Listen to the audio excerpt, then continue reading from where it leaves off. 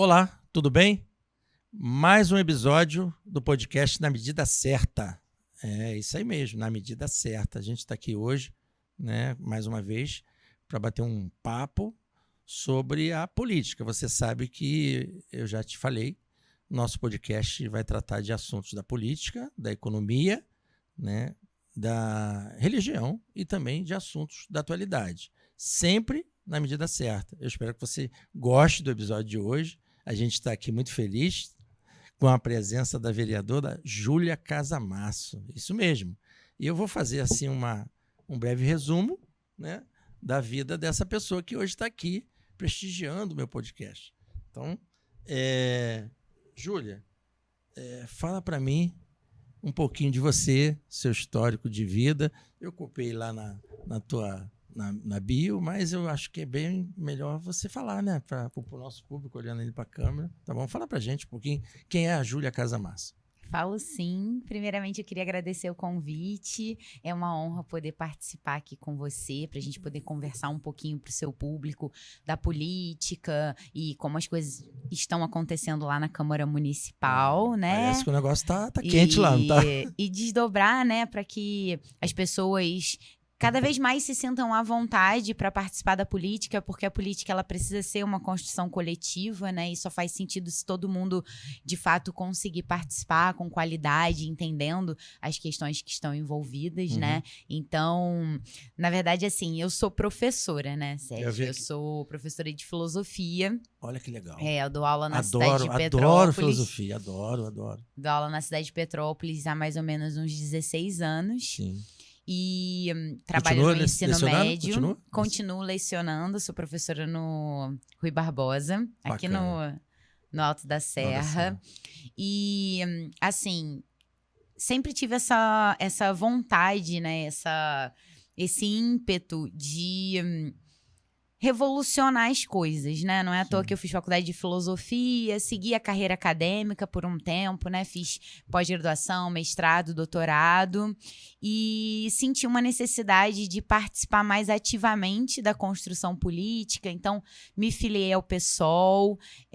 Existia na época que eu me filiei uma setorial de mulheres muito organizada no partido e a gente tocou muitas formações. Enfim, foi essa organização aqui em Petrópolis. Aqui em Petrópolis. Muito centrada na figura de uma companheira muito valorosa, que é a Cecília. E aí a gente tinha muitas formações, muitos encontros, muitas leituras. Então, isso foi que época? Isso foi a partir de 2013, mais ou menos. Entendi. De 2013 a 2015. E depois também continuamos. E aí, quando foi em 2018, mais ou menos, a gente teve uma companheira que se candidatou em 2016, que foi a Maria Gabriela. Ela se candidatou e aí a gente queria, né, de fato um projeto, queria mais uma pessoa que se candidatasse pela setorial de mulheres e aí a gente organizou a minha candidatura. Isso já pelo pessoal? Isso, em 2018 para 2020, né, que foi a primeira eleição que eu participei aqui em Petrópolis como candidata. Sim. Né? E aí, surpreendentemente, fui a quinta mais votada. Eu vi aqui. Me corrija se eu estiver errado, mas está bem explicativo. Ó, você confirmou.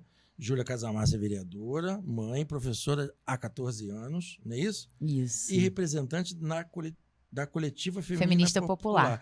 Essa coletiva é mais ou menos essa história, essa organização de mulheres, né? Exatamente. E quem criou esse nome? O próprio partido ou foi vocês que idealizaram? Fomos nós. Fomos nós.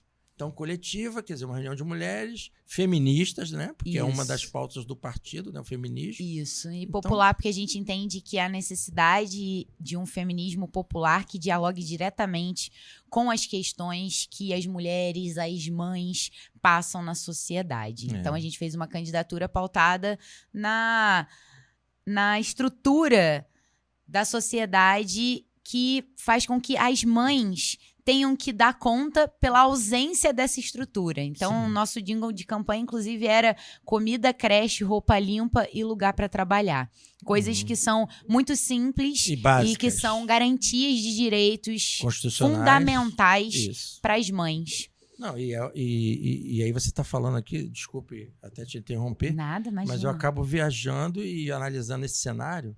Aí nós temos realmente muitas mulheres hoje nas comunidades que criam, por exemplo, seus filhos sozinhos, né? Então aí você já começa a encurtar esse gargalo, ou seja, não é uma família já estruturada, ela já está desestruturada, e aí começa a nascer os problemas, né? As dificuldades. Que essa mãe criar, por exemplo, os filhos sozinha, e por aí vai. E aí quando você vai... E essa é a realidade de muitas comunidades, de muitas mães, né? Que criam seus filhos sozinhos, porque tem que trabalhar.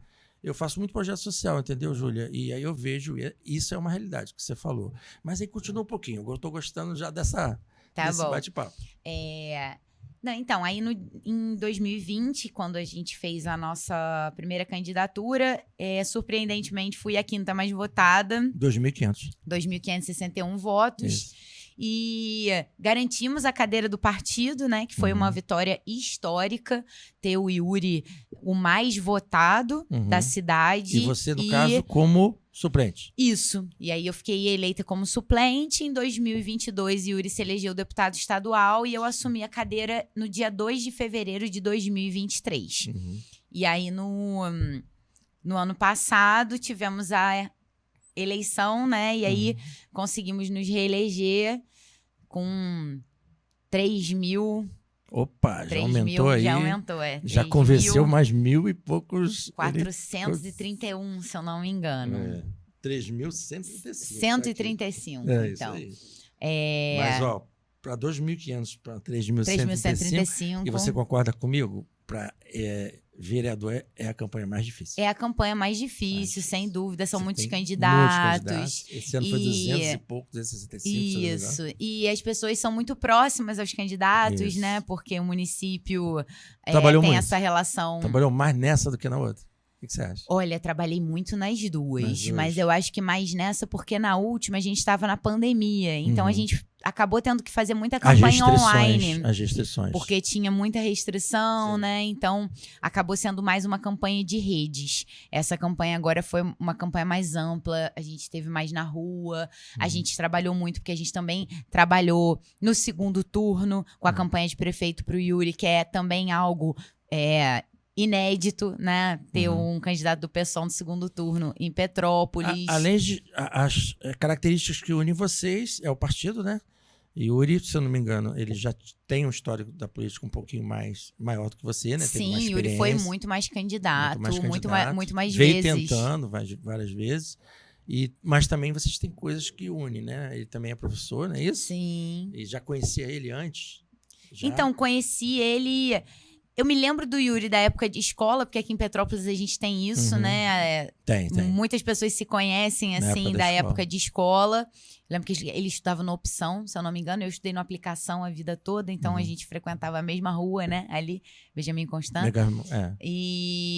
Mas eu lembro do Yuri no PSOL mesmo. A partir da construção partidária. E ali vocês se conheceram. Isso. Né? Foram alimentando esse projeto político e acabou que hoje é tipo uma dupla casadinha, né? Ele no estado. Sim. Eu fui numa reunião lá no Cefet. É muito bom a gente ter em Petrópolis 2 parlamentares que se propõem a fazer essa discussão que, além de ser progressista, é uma discussão sobre a materialidade das coisas na sociedade, né? Como eu estava falando, a questão das mães. Isso eu consegui observar bem. E você, não sei se eu falei besteira, você pode me corrigir, tá? Porque vocês estão na gestão pública, eu estou fora. Mas quando você foi falando, eu comecei a imaginar mais ou menos que tipo de característica você estava montando na questão das pessoas, né? Que você se preocupa. Porque a política pública, a política pública é uma dor. Não sei se você concorda comigo. Ela nasce a partir de uma dor. Então, de uma demanda. De uma demanda. E quando o político ele enxerga isso, para mim ele já está fazendo um papel. Sim. Porque ele não pode olhar para o seu próprio umbigo, né? Concorda comigo? Concordo. Porque ele é primeiro fato. Quem paga o salário de vocês somos nós. Então, você tem que olhar para nós, e não para você. E isso, você sabe que muitas das vezes atrapalha qualquer tipo de carreira política. Se o vereador achar que ele vai se candidatar, e ali ele começou a trajetória dele política e vai tipo, né, uma carreira mesmo, ele está muito enganado, porque de 4 em 4 anos tem mudança. Sim. E se você não manter...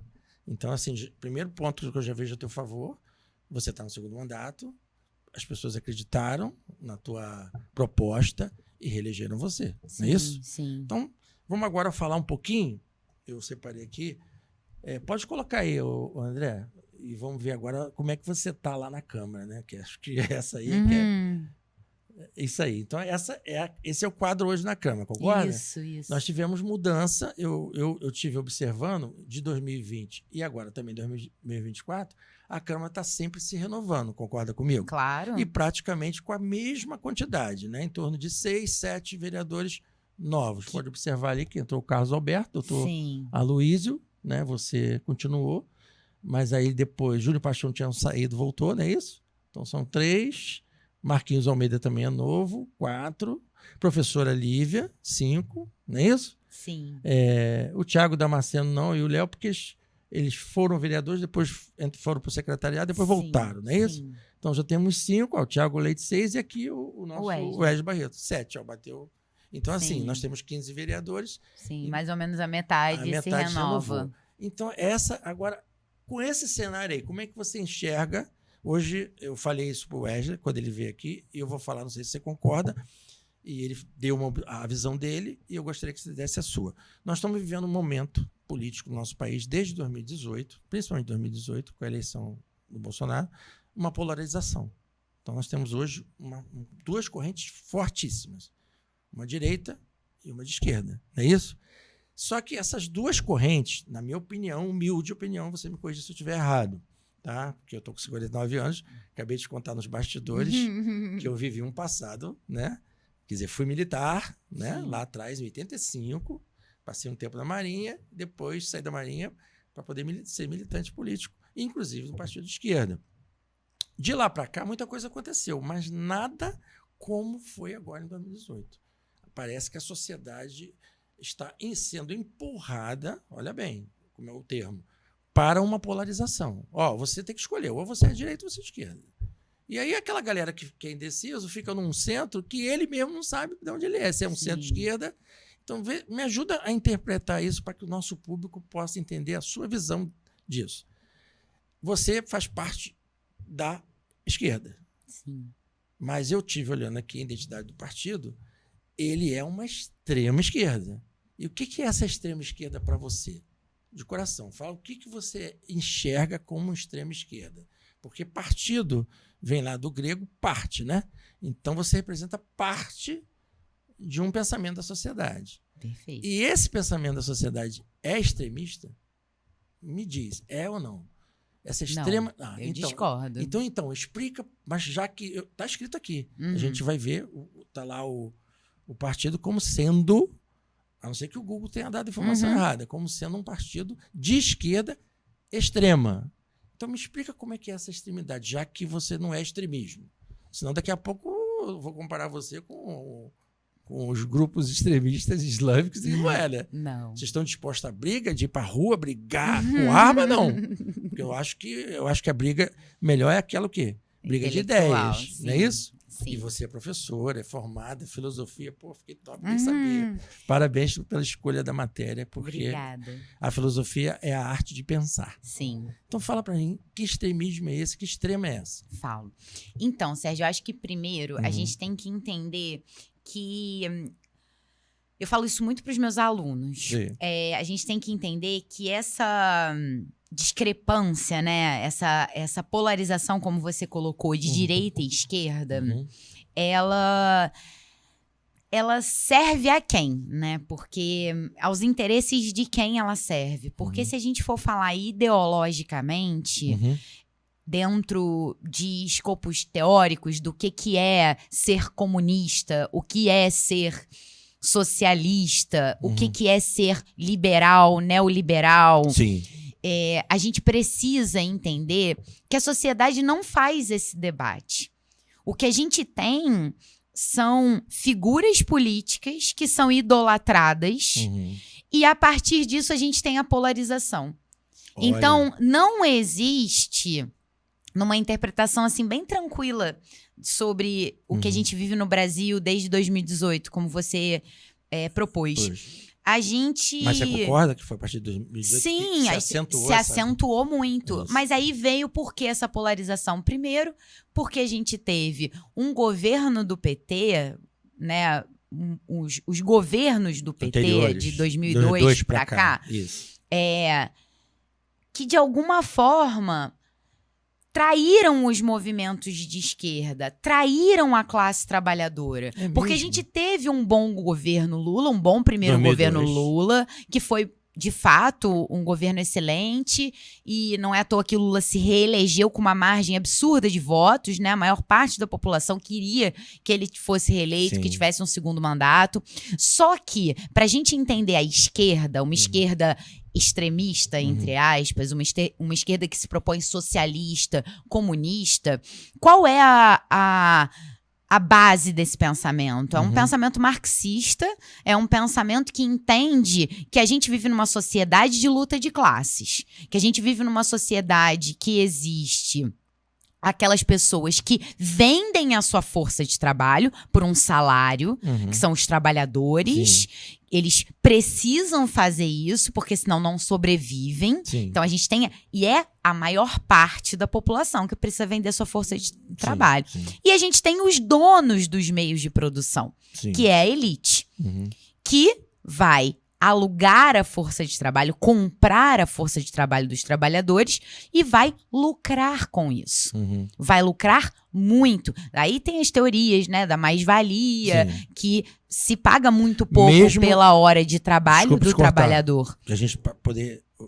O podcast é assim, né? A gente para você... E eu gosto muito desse debate, né? Então, assim, não esquece de onde você parou. Essa explicação que você está dando, você quer dizer que mesmo lá atrás, com esse pensamento marxista, né, que o Marx viveu uma realidade justamente isso, onde o trabalhador, prometeram ao trabalhador que ele ia largar lá, né, o campo, mas que ele ia ter coisas muito boas se ele trabalhasse nas fábricas. Não é isso? Sim, exatamente. Então, precisa conhecer essa história. Exatamente. Então, nem todo mundo entende esse pensamento do Marx. E a condição foi até pior, né? Então, até crianças trabalhavam nas fábricas. Sim. Concorda comigo? Sim. Mas hoje a gente não tem criança trabalhando em fábrica. Não. Hoje, então, como é que a gente consegue manter esse pensamento marxista nos dias de hoje? É onde você vê essa semelhança com a origem do marxismo, que a gente estava conversando nos bastidores, da questão da evolução do pensamento político. Sim. Então, assim, e hoje a gente vê que são muito menos países, muito menos, vamos dizer assim, pessoas entendendo o marxismo dessa forma como você está. Não, entendendo a direita e a esquerda. Isso. Era isso que eu estava colocando. Então é isso. Como a gente enxerga esse pensamento marxista hoje? Vamos lá, a gente já sabe quem foi Marx, a realidade de Marx, mas hoje, como é que a gente entende isso? Tenta trazer esses exemplos para hoje. Sim, então, aí o que aconteceu, né, nesse período da história, eu acredito que se deu essa polarização, é que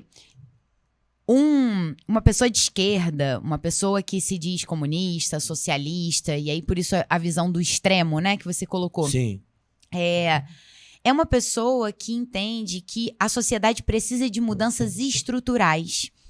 E apesar do Lula ter feito um ótimo governo, um ótimo primeiro governo, a gente não pode esquecer o contexto histórico no qual a gente estava inserido, o boom das commodities, a gente estava vendendo muito mais caro do que importando, então teve uma onda da economia que foi muito favorável para o país, mas em nenhum momento a gente teve mudanças estruturais. Mudanças estruturais, e aí, trazendo para essa pergunta que você fez agora, de como aplicar essa teoria, né, do Marx, o marxismo, o comunismo, o socialismo, hoje, nos dias de hoje. Sim. Entender que a gente ainda carece de reformas estruturais. Entender que a gente ainda precisa de reforma agrária, que a gente ainda precisa garantir para o trabalhador direitos que são mínimos. Porque a gente tem a maior parte da população saindo de casa muito cedo, demorando horas no transporte público, para vender 8 horas de trabalho, demorar mais horas no transporte público para voltar para casa, e isso só para sobreviver.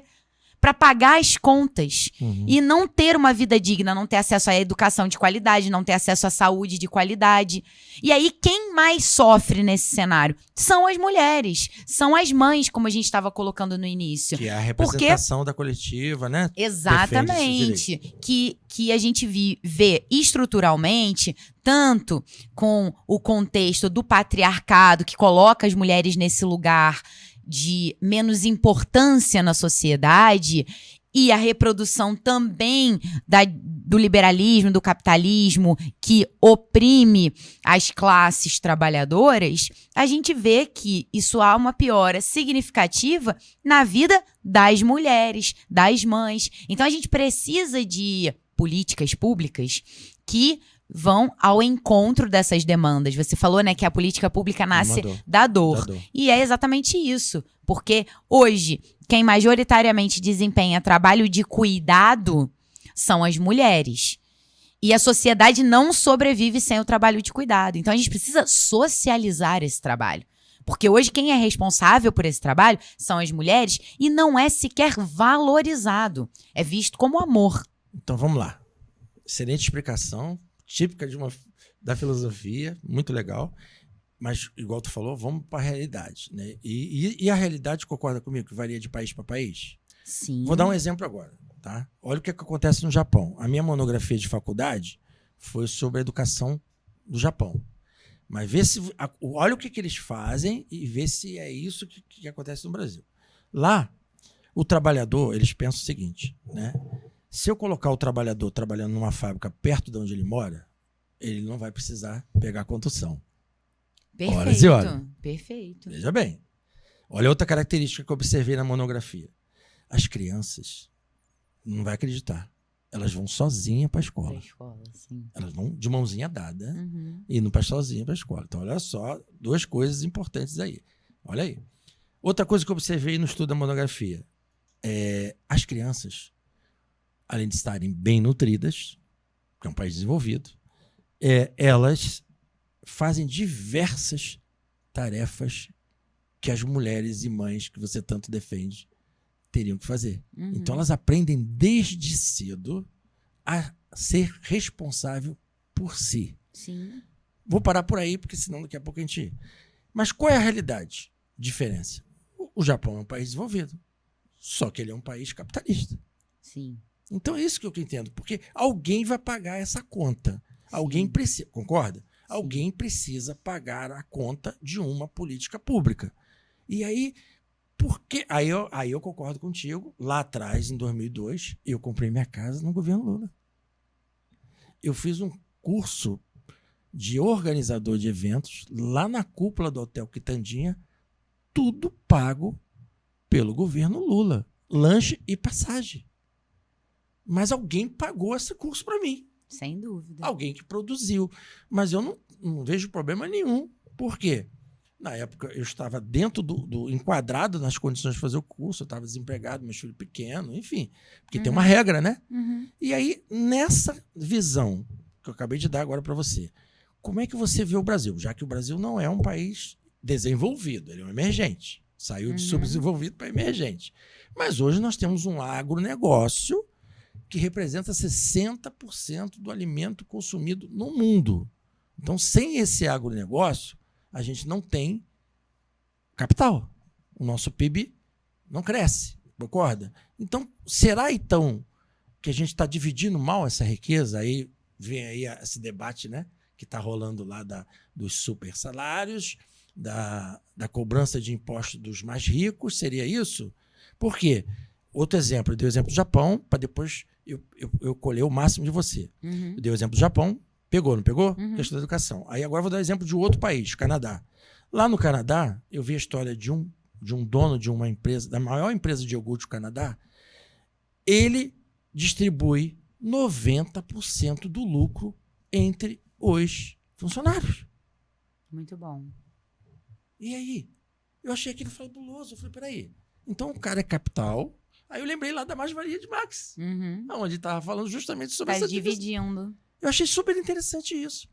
Mas nem todo mundo, todo empresário, Ele só pensa no lucro. Sim. Aí faz aquela famosa tabela, né? Que eu acho horroroso. Depois eu te conto uma experiência minha agora. Eu desempenhando 3 funções e ganhando o salário de 1. Sim. Então, olha a realidade. Então, passando para você dentro desses 3 exemplos, como é que você se encaixa? Como é que o partido seu se encaixa? Ele quer resgatar isso? Ele quer realmente olhar para o empresariado não com ódio, que aí é esse extremismo que eu pensei que o pessoal... Porque dá impressão, né? Que é um odeia o outro. Uhum. E eu nunca vi, por exemplo, eu tenho acompanhado você na Câmara, eu não vejo esse posicionamento de ódio. Sim. Eu vejo um posicionamento de diálogo, de questionamento.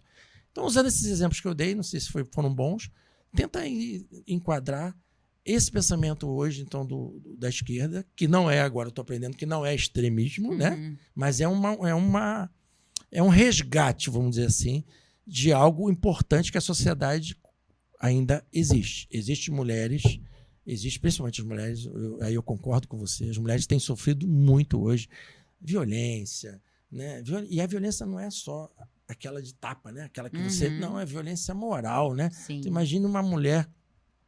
Essa semana eu parei o meu trabalho, não estou aqui me exaltando não, pelo amor de Deus, tá? Parei meu trabalho porque tinha uma pessoa, não vou citar o nome, né? Ali dentro do projeto que a gente está desenvolvendo nas comunidades, não sei se você viu lá, o projeto ambiental. E aí, essa mulher estava cozinhando num fogão, nos tijolinhos. Teve que vender para pagar as contas do aluguel. Não tinha fogão. Cara, aquilo me sensibilizou muito, eu tive que arrumar, e uma pessoa estava doando fogão, botou uma guarda-roupa, e ontem, debaixo de chuva, eu estava indo lá no Leiro entregar essa doação. Então, isso é fato. Nós vivemos uma realidade totalmente diferente do Japão, diferente do Canadá. Mas esse modelo do Japão, que é capitalista, entendeu, né? Esse modelo do Canadá, que é capitalista, seria bom existir no Brasil? O que você acha? Então, você acha? Tu entendeu, né? Minha comparação. Entendi. Eu tô provocando você, tá? Sim, na medida certa. Sim. Na verdade, Sérgio, eu acho que antes da gente fazer esse debate da economia, da base econômica, a gente precisa entender que é o que você colocou. Japão e Canadá não tem nem comparação, porque a gente vive num país de proporções continentais, a gente vive num país... Diferenças sociais, né? Que teve quase 4 séculos de escravidão e nenhuma reparação para a população negra. A gente vive num país onde, estruturalmente, quem está ocupando os cargos de poder é a elite. São as pessoas que têm poder econômico, poder financeiro. Então, quando a gente fala da reflexão comunista, socialista, quando a gente fala de mudanças estruturais, a gente está trazendo para o debate a importância de taxação dos mais ricos, porque não é justo que a classe trabalhadora pague a maior parte dos impostos do nosso país. Trabalhamos 150 dias, né? Então, a gente vive num país onde a classe trabalhadora, que é assalariada, paga imposto de renda. Salário não é renda. Renda é uma coisa que você recebe sem trabalhar.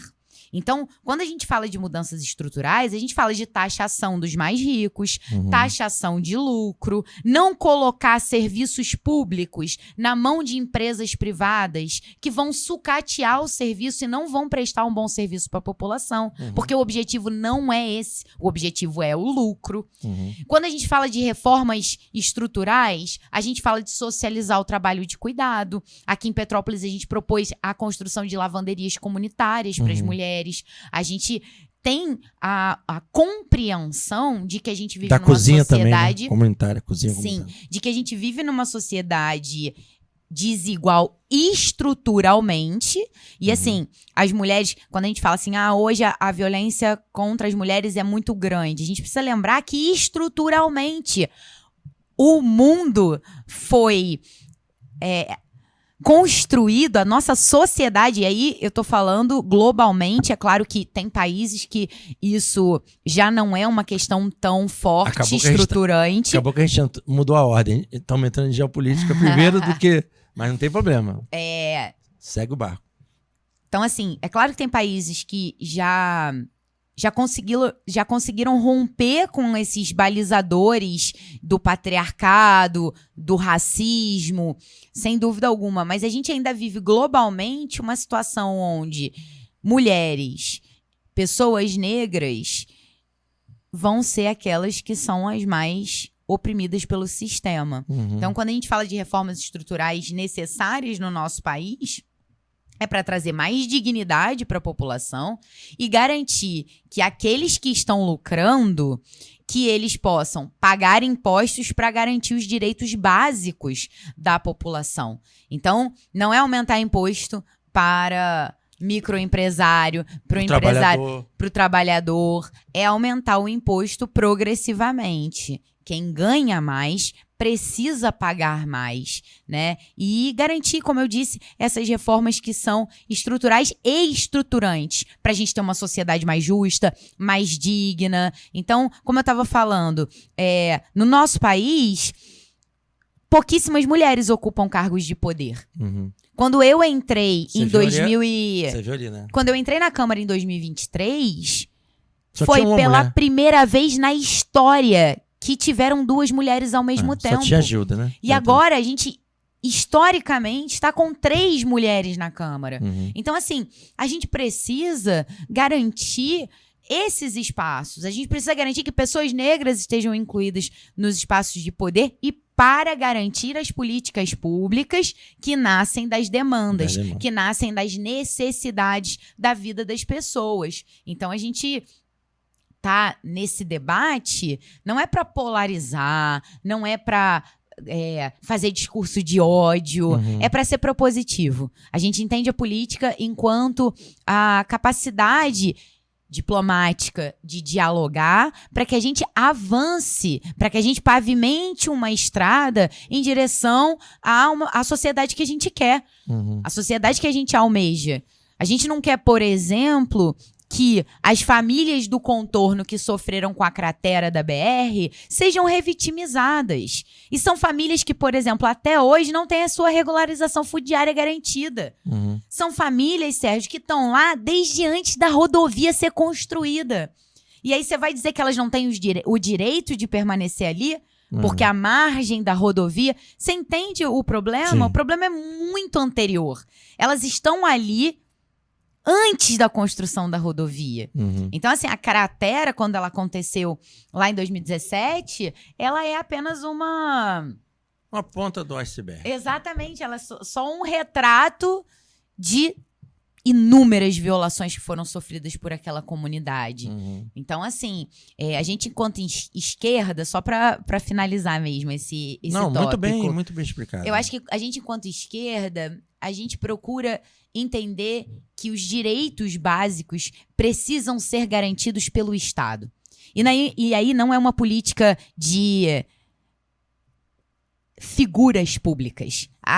O fulano A ou o fulano B que garante, ele precisa garantir de forma estrutural para que aquilo, se vier outro governante, não acabe com aquela política. Por isso que são políticas públicas que precisam ser construídas de forma estrutural.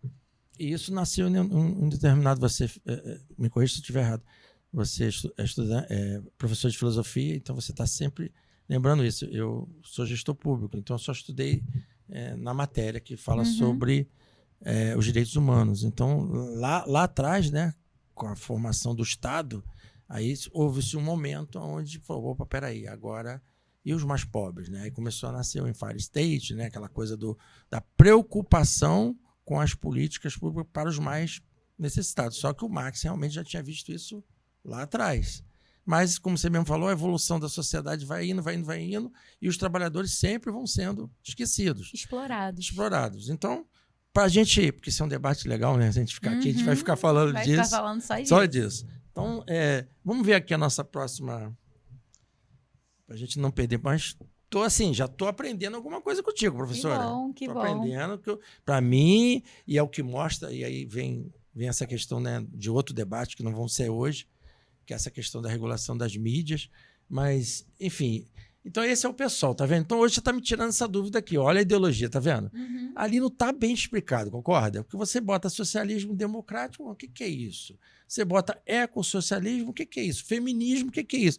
Então você, como agente pública defensora desses direitos, você está explicando. Hoje eu aprendi com você que essa história do comunismo que você defende, o socialismo, é uma realidade que não é um extremismo, mas sim uma defesa de direitos que ainda estão esquecidos. Perfeito. Perfeito?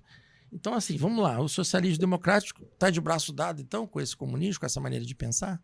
Sim, acredito que Acredito sim. que sim. Acredito que sim. E é mais ou menos esse diálogo que você já falou até agora. Sim. E o que é o ecossocialismo que o pessoal defende? Eco tem a ver com o meio ambiente? Com certeza. Porque eu sou educador ambiental. Com certeza. Eu acho que é entender que a gente precisa do socialismo, né? O socialismo rompendo com essas estruturas sociais, esses balizadores que diferenciam as classes e que oprimem os trabalhadores, mas numa perspectiva que entende que nós somos parte do meio ambiente, então a gente não tem que explorar o tanto que a gente explora, que teria como viver muito mais em harmonia com a natureza do que numa relação de opressão, né? Porque Sim. a gente vive numa relação de exploração completa da natureza. Certo. Né? E também, quem explora, parece que quando explora, aquilo que sobra, que seria o lixo, o resíduo, ele distribui aonde ele quer. E é bem... Eu ia trazer uma reportagem que você ficar... Depois eu vou te passar, tu vai... Com certeza... Das ilhas de roupa? Nada, foi agora. A CSN está descartando um material. Ah, CSN. Rapaz, esse material extremamente tóxico. E ele está distribuindo em locais... Isso, a gente tem o nosso companheiro lá do Volta Redonda. Tá sofrendo muito. Mas está mandando esse material para o estado todo para servir, sabe o quê? Como tapa-buraco. Substituindo. Eu vou te mandar depois. Nossa, você até passa lá, porque eu não tenho como, eu como educador ambiental, aceitar isso. Não, né? Um absurdo. Ou seja, carretas e mais carretas hoje estão entrando em áreas rurais de Caxias. Isso foi agora recente, tá? Caramba. Foi essa semana. Trazendo material tóxico lá da CSN para jogar fora. Então, ou seja, estou procurando um lugar para descartar. Sim. Só que aí, como não tem um estudo desse material, não serve para tampar buraco. Descarta, e só aí? Que é... Então é isso que vocês também defendem, né? Sim. Essa questão da preocupação com o meio ambiente de uma forma extremamente social, sem prejudicar os mais pobres e... Exatamente, porque quem acaba sofrendo mais, quem acaba sendo mais impactado é sempre a classe trabalhadora, é sempre as pessoas mais vulneráveis. Feminismo, fala um pouquinho dele aí, dessa defesa, por exemplo, o grupo que vocês criaram, né? Que é a Coletiva Feminina. Popular. Isso. Você já falou um pouco, mas tenta só fechar. Então, o feminismo, ele é a compreensão de que mulheres são seres humanos na sociedade, que elas têm os mesmos direitos que os homens. E não tem... Muitas pessoas diminuem o debate do feminismo, dizendo que mulheres e homens são diferentes. E a gente entende que sim, mulheres e homens são diferentes, mas que na sociedade que a gente vive hoje, a gente não tem por que delegar tarefas de cuidado apenas para as mulheres.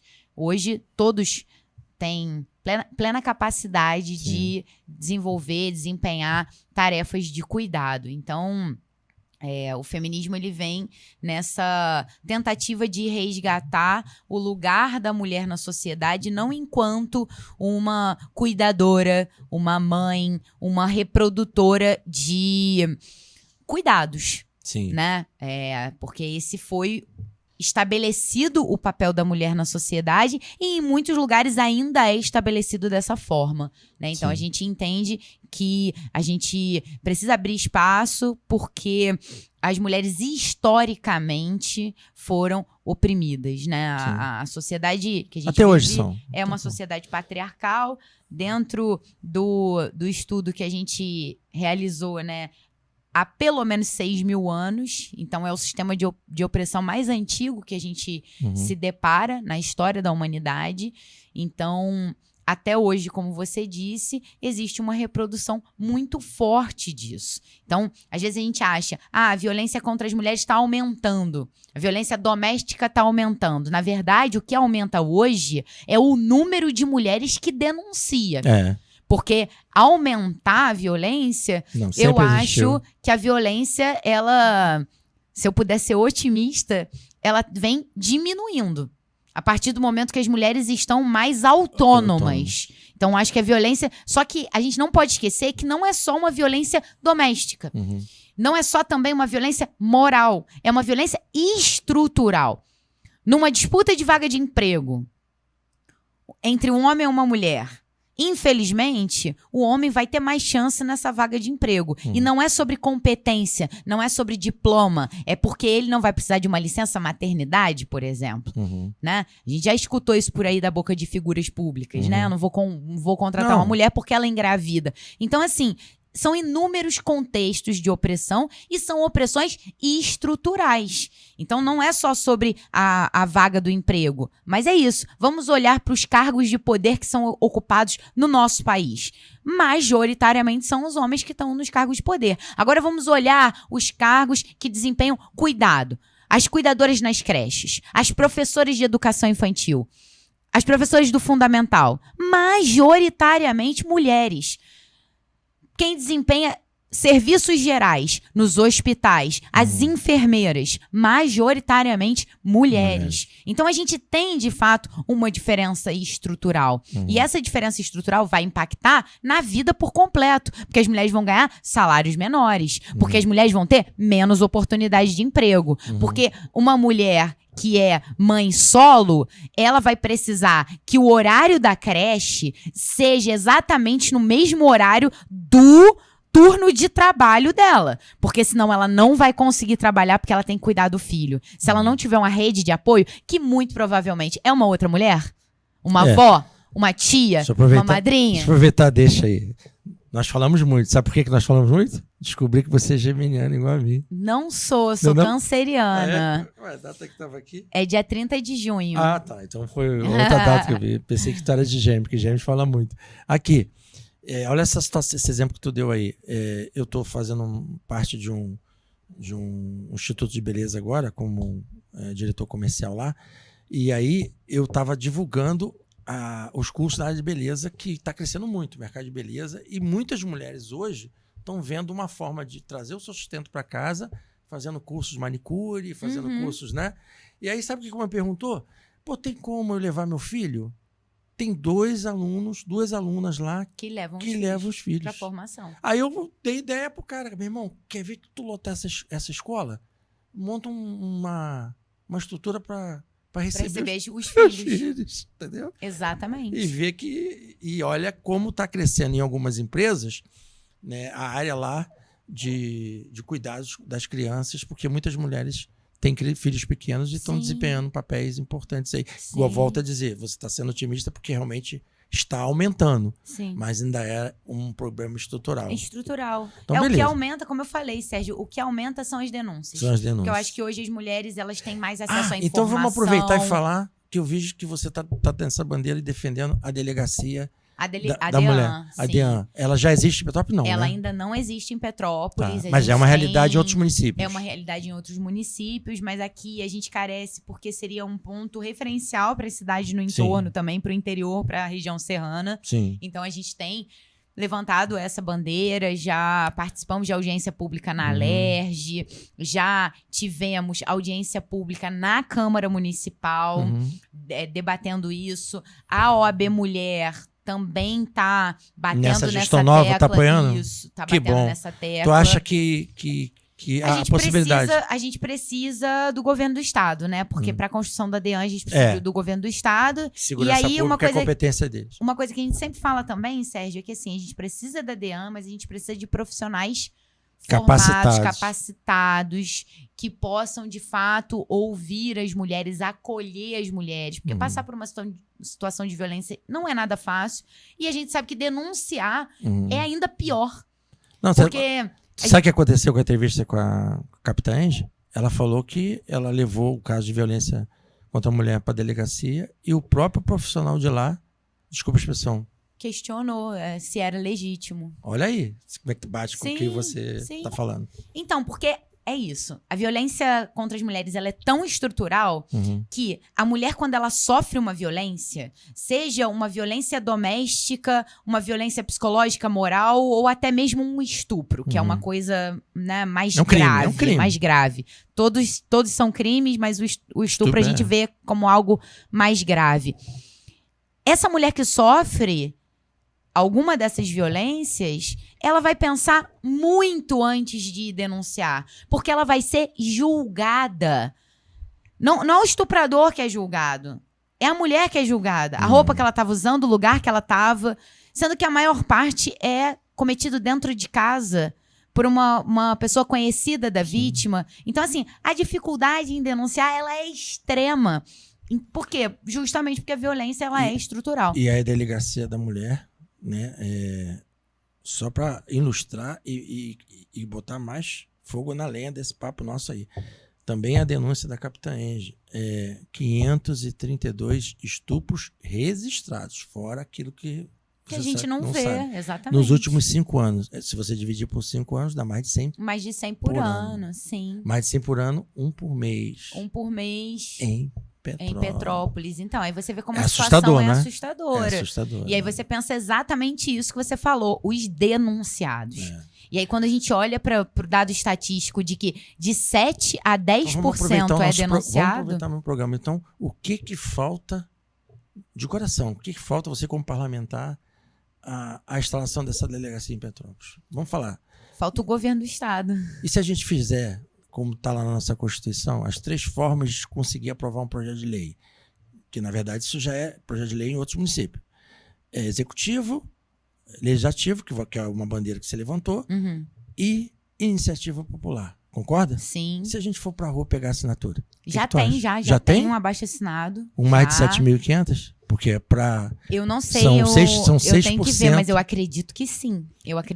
Porque esse abaixo-assinado já tá circulando há um tempo. Pode contar comigo se... Perfeito. Tô falando sério. Vamos ficar lá na porta na calçadão do Senip, sim, se estiver faltando. Sim. Que aí, olha só, junta uma coisa que você já defendeu lá no Legislativo. Você já tem um processo aberto, vamos dizer assim. Com mais esse abaixo-assinado, pô, cara. Sim. Entendeu? Aí o Estado vai fazer o quê? Sim. Ele vai ter que ouvir, é o clamor da sociedade, entendeu? Sim. Pensa nisso. Perfeito. Estou aqui colocando à disposição. Então vamos lá, aí aqui você já falou também do anti-imperialismo, né, que é a coisa dos mais ricos. Sim. E esse identitarismo, um nome diferente, né? É identitarismo, eu nunca vi isso. É o quê? É a identidade do partido defendendo esses princípios? Seria isso?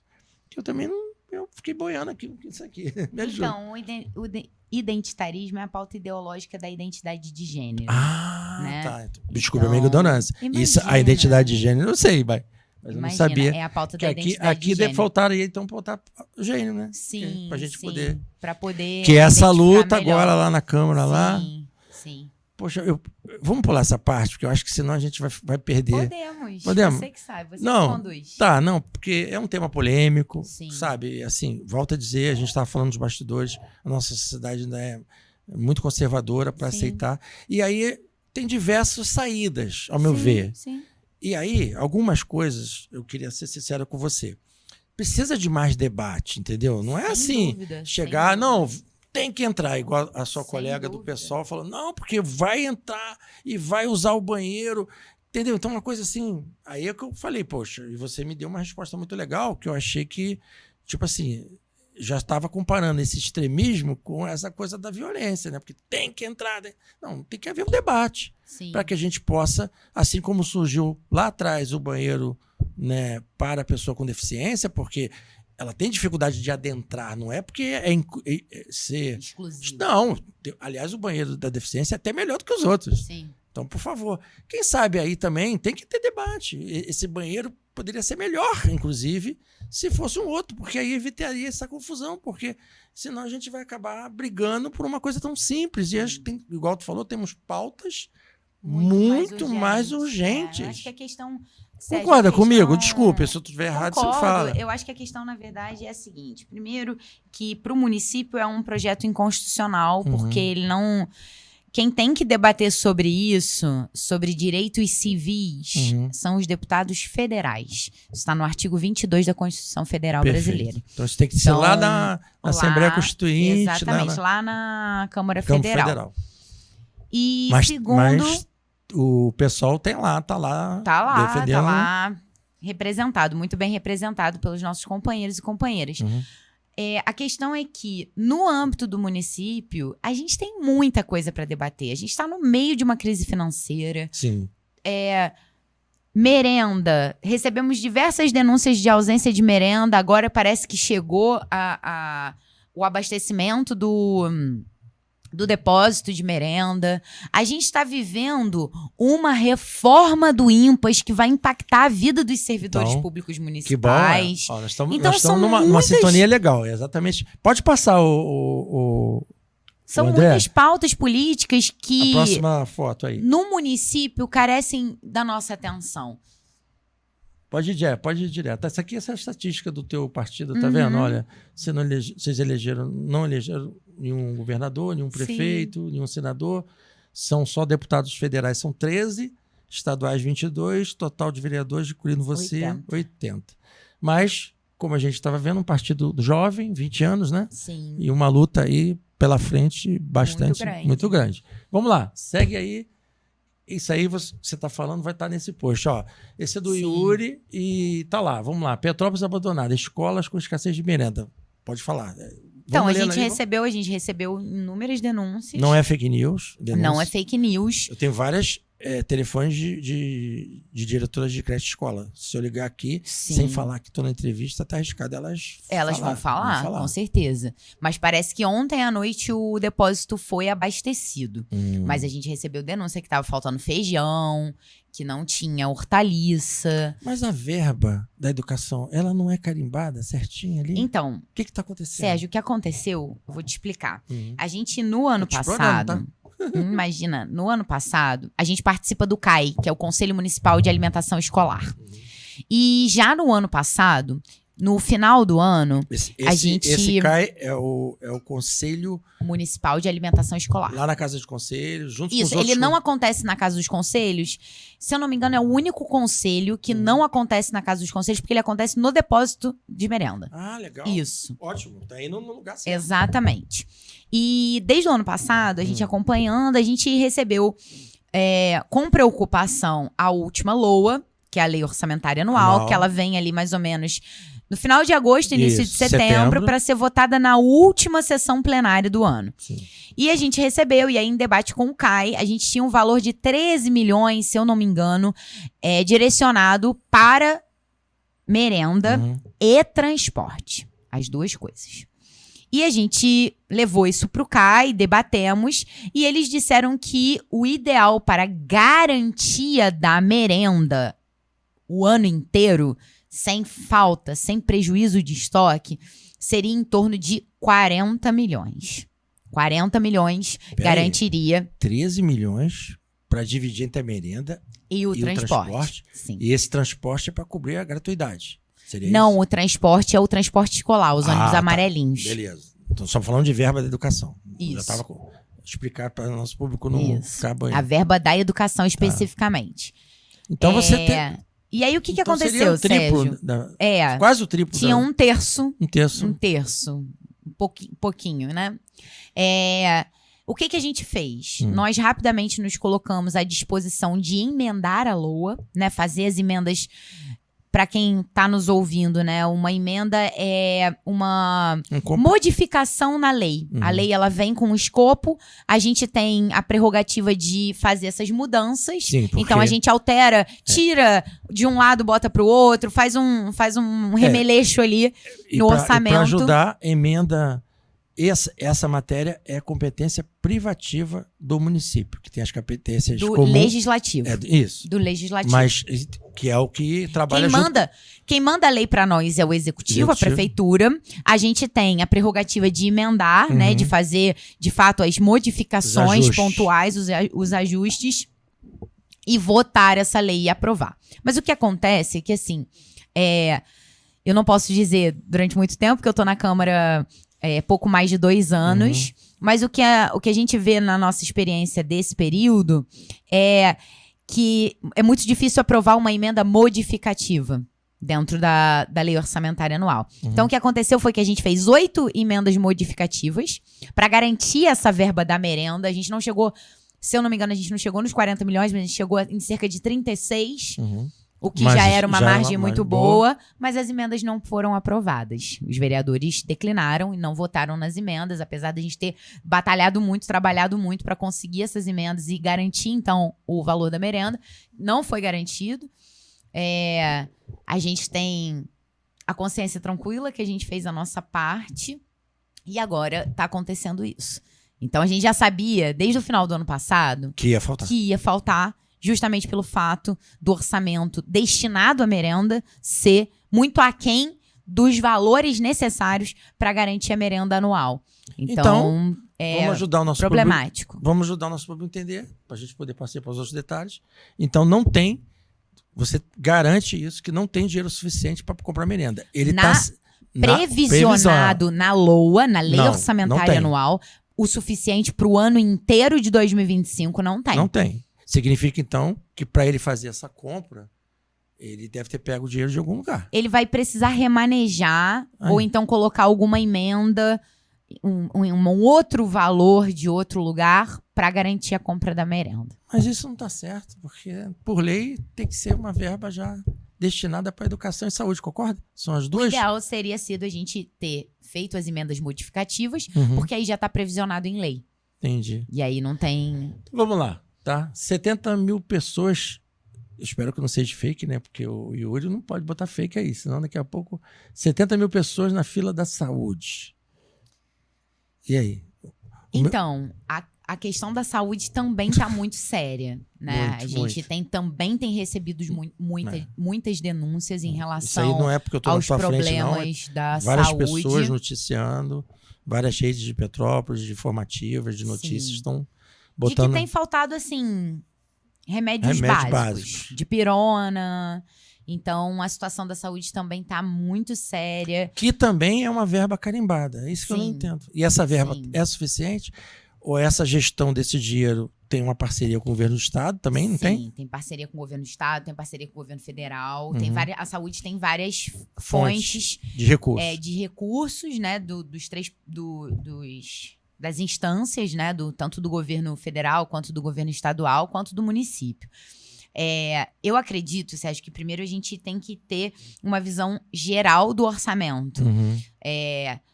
Não é por segmento que o orçamento está ruim. O orçamento está ruim geral. Porque a gente teve um orçamento executado em 2024 que girou em torno de 1,8 bi. Para 2025, a gente tem 1,4 bi. E aí você pensa que no ano passado já faltou merenda no final do ano, já foi difícil fazer pagamento de funcionário. Esse ano que a gente tem 400 a menos, como que vai ficar a situação? Então a gente espera muito que exista uma criatividade por parte do Executivo Municipal para que a gente consiga avançar em pelo menos na garantia do funcionamento básico. Você falando assim como peça fundamental dentro do nosso legislativo, isso assusta. Desculpe, mas isso assusta. Porque nós estamos no meio do ano e daqui a pouco chega o final do ano, aí já vamos entrar depois de uma pauta que tu defende. Então, professores de estagiários, olha só, educação de novo, professores de estagiários profissionais por RPA sem receber. Nós temos uma empresa aqui chamada Capital, achei um absurdo, né, que eu tive a curiosidade de ir lá saber quanto é que ela paga para um vigia, para um porteiro. Primeiro, ela foi contratada, o contrato foi no apagar das luzes. Não é a primeira vez que acontece isso. Sim. Tá? Em outros contratos, sinal parque, e por aí vai, tudo no apagar das luzes. Sim. Vou só fazer um parêntese. Tá. Esse é o problema de colocar serviço público na mão de empresa privada. Exato, foi o que você já falou lá. Então, sabe quanto a Capital paga para um vigia? 1.518, sendo que o piso de um vigia, segundo o sindicato, está na faixa de 1.600 e pouco. Ou seja, ele está ganhando menos R$200 aí. Sim. Além de não ter os direitos trabalhistas, ainda ganha menos do que o mercado paga. E aí? E está custando muito mais para os cofres públicos. Porque é uma empresa privada. É uma empresa terceirizada. Tá. A terceirização, os RPAs, que é uma modalidade, inclusive, que precisa, juridicamente, precisa acabar na educação, né? Se eu não me engano, a gente tem agora até o dia 18 para resolver essa situação. Quero muito entender como que o executivo vai propor essa solução. Mas a questão é a seguinte, só representa precarização. E precarização em 3 sentidos. Precarização do trabalhador, porque esse trabalhador ele vai ganhar muito menos do que um profissional concursado. Ele vai receber muito menos. Acabei de dizer o salário, né? Exatamente. Está fora do mercado, inclusive. vai correr o risco de ficar sem receber, de ter o pagamento atrasado. Por falta de controle dessa gestão. Isso precariza o serviço, porque o trabalhador terceirizado, muitas vezes, ele não tem um vínculo, justamente porque o salário é precário. Então, se ele tiver uma outra oportunidade, se ele puder, ele vai para um outro emprego. Então, o serviço é precarizado. E é também a precarização dos cofres públicos, do dinheiro público, do orçamento público. Porque eu estou pagando muito mais para a empresa do que eu pagaria para um profissional concursado, para um servidor. Então, eu estou gastando mais, na ponta o trabalhador está recebendo menos e o serviço está ficando precarizado. A gente só oferece serviço público de qualidade para a população quando esse serviço é feito por profissionais valorizados, que têm direito a plano de cargos e salários, que vão ter direito a uma boa aposentadoria, que vão poder realizar o seu serviço com a certeza de que estão recebendo uma remuneração justa por aquilo que desempenham. Então você como vereadora e defensora lá dos nossos projetos de lei, enfim, você é contra completamente a terceirização de serviços públicos. Então vamos lá, concursados ainda esperando, sim. Eu vou falar uma coisa rápida, porque cara, o papo tá tão bom que a hora tá passando muito rápido, gente. Obrigado por ter aceitado o convite. Imagina. Eu, na época do concurso da Condep, né, como eu te falei, eu faço projetos sociais, aí eu fiz uma turma online com 26 pessoas. Dos 26, 6 passaram. Que bacana. Eu fiquei legal, fiquei muito satisfeito. E desses 6 que passaram, foi muito engraçado, só 3 foram chamados. Então eu me lembro que o edital ofereceu 532 vagas para a Condep. Não foram chamados esses clientes. Estou falando só de um concurso, tá? Sim. Que é um concurso bem recente. Sim. Tem aí os que tomaram posse 1 ano de... Sim. E aí, o que você me diz disso? Juntando com esse diálogo sobre a terceirização dos serviços. Então, para que abrir o concurso, então? Você não vai chamar todo mundo. Você não vai chamar. Eu não entendo, Júlia. Você está lá dentro, você tem que levantar essa bandeira. A gente levanta muito porque a gente entende a necessidade, como eu te falei, do funcionalismo público ser feito com servidores valorizados.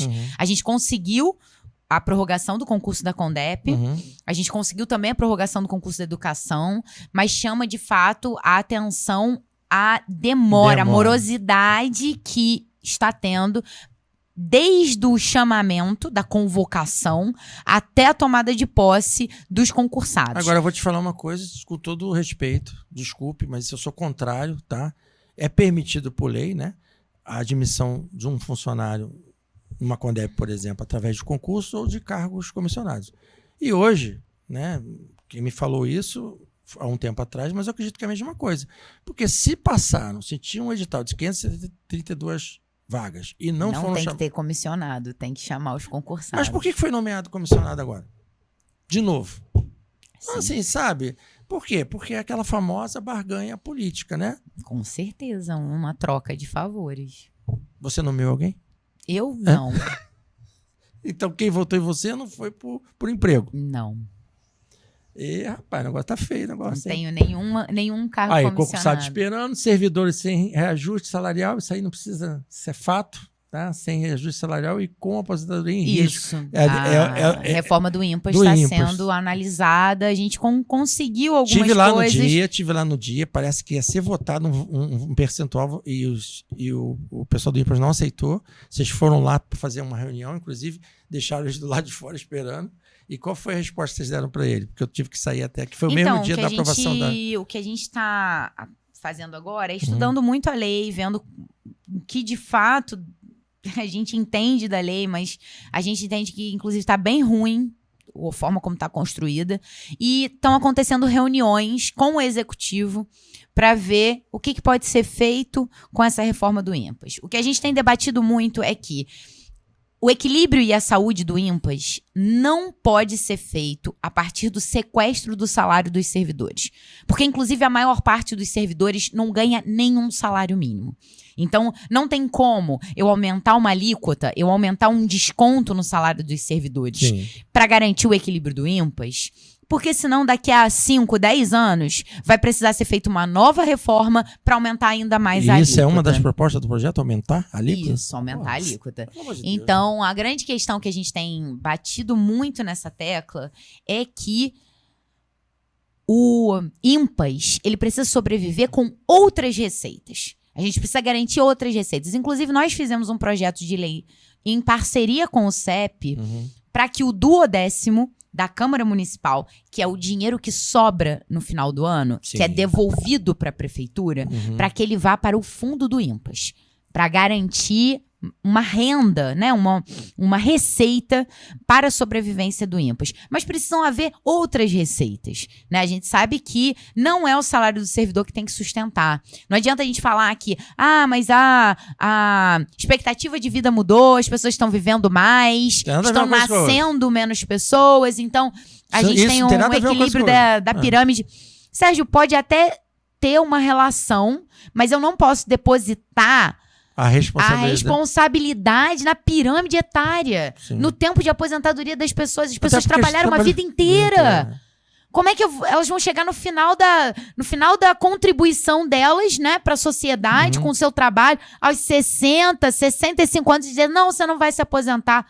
Isso é um absurdo. Isso é um absurdo. Tanto na iniciativa pública, né, do servidor público, até na privada, porque para mim o desconto, se você aposenta, o desconto ele continua sendo o mesmo. Na iniciativa privada é de 8% a 11%, né? Você se aposentou, continua descontando do teu valor. Teria que ser menos. Eu até concordo que teria que ter um desconto, mas não aquele valor que você pagou a vida toda. Então, são muitas questões que estão relacionadas nesse ponto. Eu espero que resolva, sabe? Porque é cruel você realmente... Nós estamos empenhados em participar de todas as discussões e estamos tensionando nesse sentido.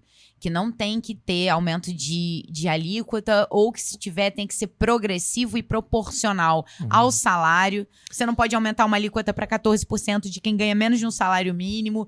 Então, o nosso debate, na verdade... E sem falar que foi um escândalo, né? Apesar do pastor Márcio ter tido aqui, o Márcio tá lá dentro da Câmara, e ele concordou que o aumento ele não foi ilegal, que foi o aumento do secretariado, mas ele veio num momento extremamente, né, porque foram 11 anos sem aumento.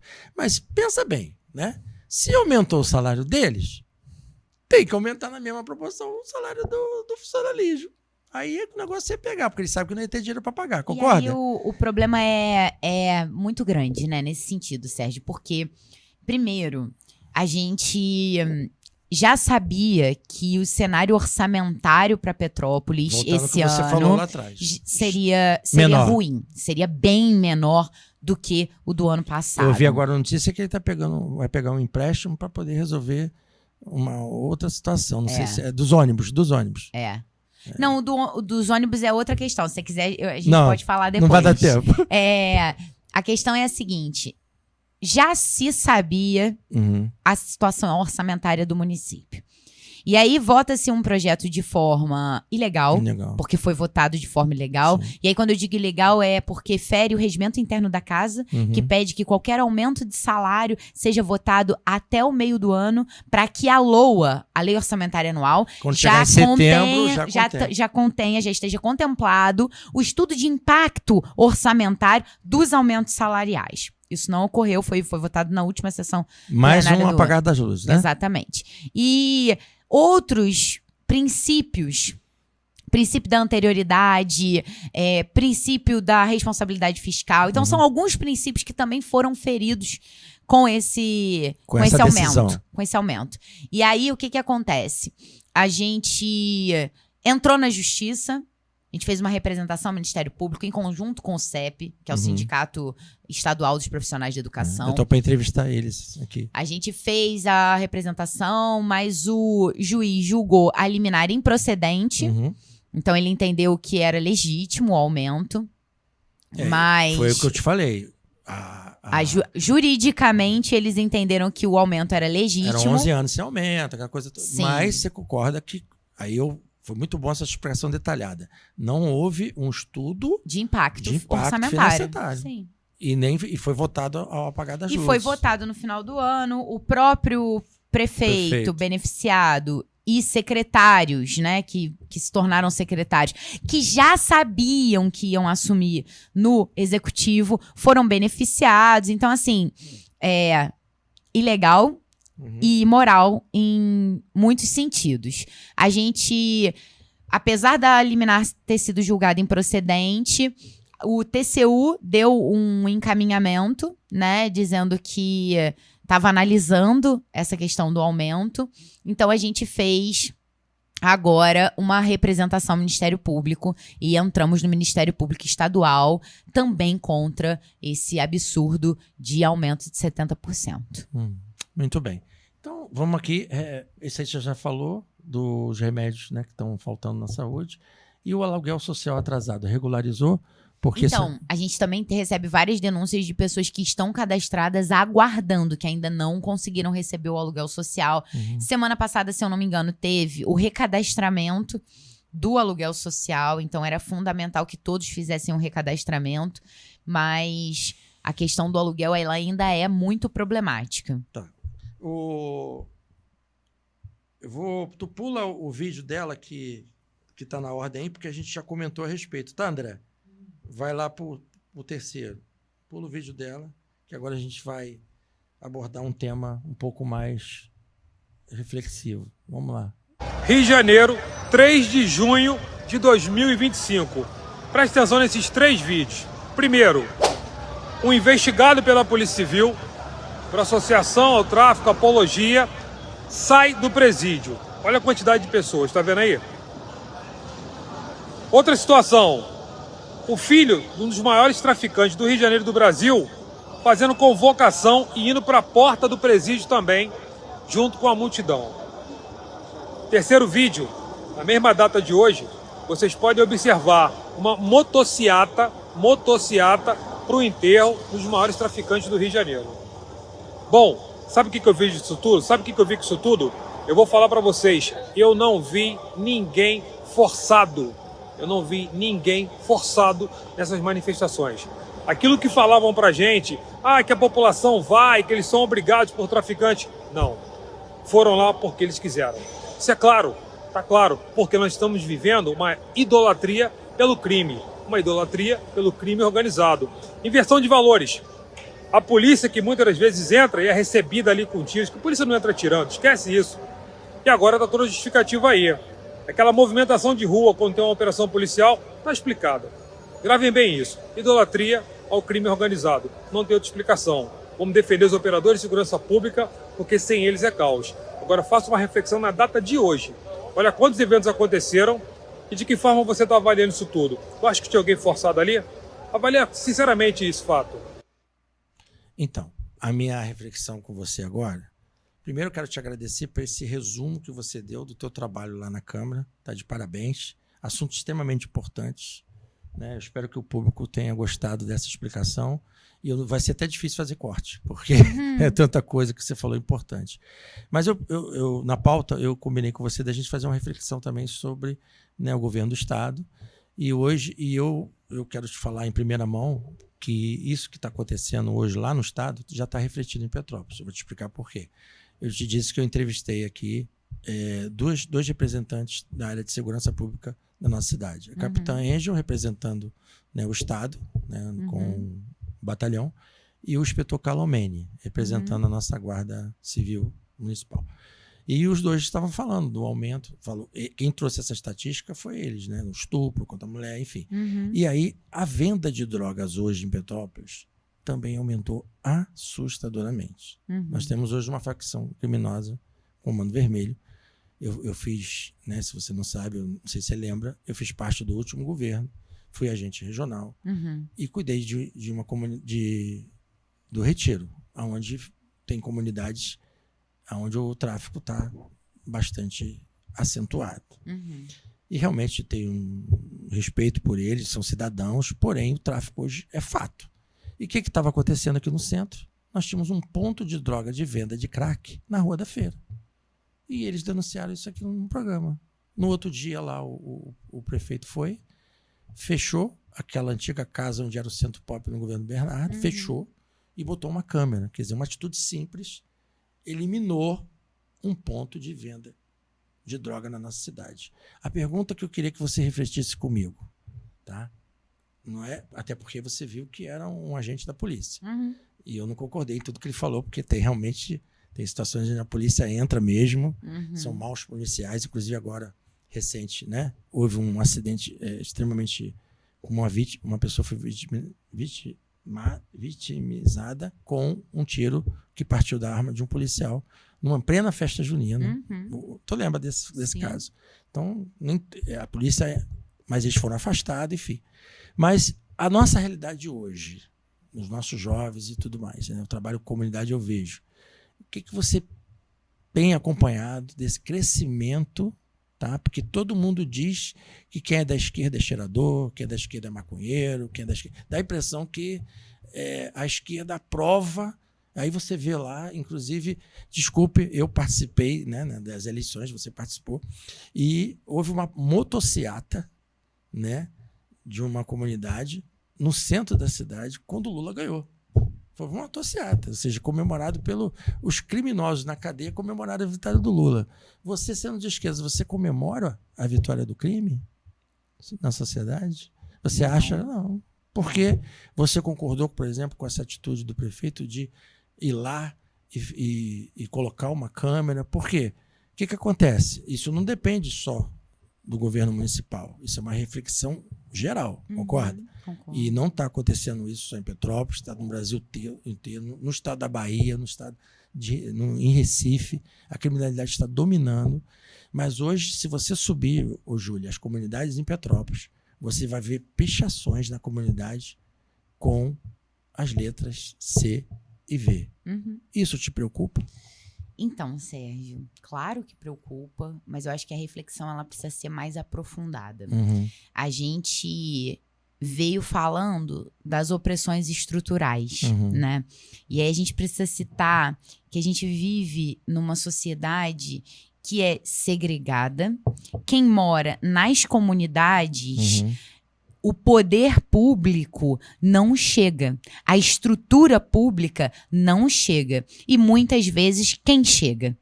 O poder paralelo. Quem chega? O tráfico. Então, é o tráfico que vai abraçar uma mãe que perdeu um filho.